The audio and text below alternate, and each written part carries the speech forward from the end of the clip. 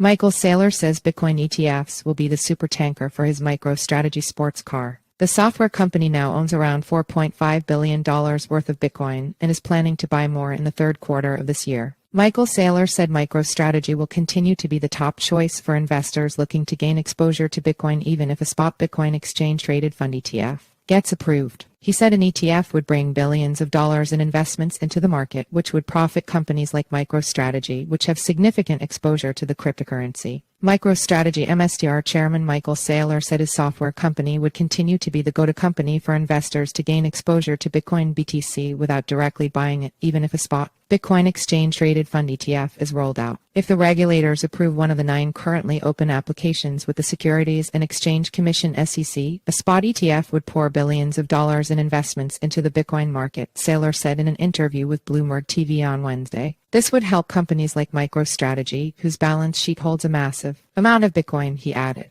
He likened the software company's stock to a fast car investors can use to supercharge their Bitcoin exposure, while an approved spot ETF will supply the fuel the market needs to keep prices elevated. We are that sports car. The spot ETF will be that supertanker, he said. We view it as really beneficial to the entire ecosystem. Stocks such as MicroStrategy and crypto miners are highly correlated to the price of their digital assets in their balance sheets. Investors has historically used these stocks to gain exposure to digital assets without buying them directly from a crypto exchange. MicroStrategy, a well-known Bitcoin whale, owns around $4.5 billion Bitcoin after purchasing another $341 million in the second quarter. It also announced that it may sell up to $750 million of stock to buy more Bitcoin, among other things. Since adopting its Bitcoin strategy, which is to convert all of its earnings from its core software intelligence business into Bitcoin, the company has generated a 254% return, outperforming the cryptocurrency, which has risen 145% since then, according to a research report from TD Cowen.